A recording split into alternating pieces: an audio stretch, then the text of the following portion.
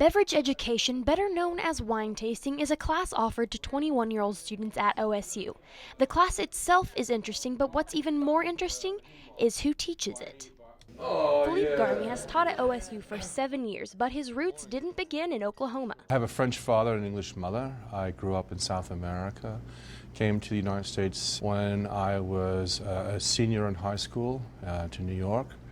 And went to university in Europe. Garmy came back to the United States where he began working in the hospitality industry, eventually making his way to Oklahoma where he started teaching.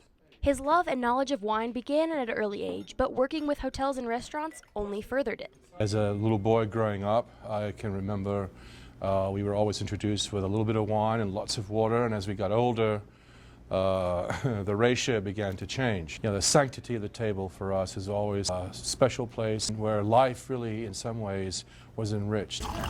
Sharing his knowledge and passion for wine is what Garmy wants to accomplish by teaching the beverage education class at OSU. He believes the class helps students become more cultured and responsible. It's a cultural beverage as well as one that we don't abuse. And we certainly are here to encourage any kind of abuse. We are adults and we look at this very responsibly. Beverage education isn't just about wine. Professor Garmy brings his home kitchen to the classroom. Students learn about nearly 10 different grape varietals, but they also learn the best recipes and food pairings to go along with the wine they're tasting that evening. Garmy's hope is that his students leave his class with a new perspective about wine and how it can enrich their lives. It's like a rose, you know, if you're not careful, you can prick yourself.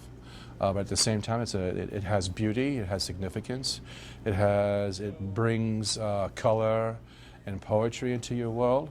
For O State TV, I'm Chandler Rogers.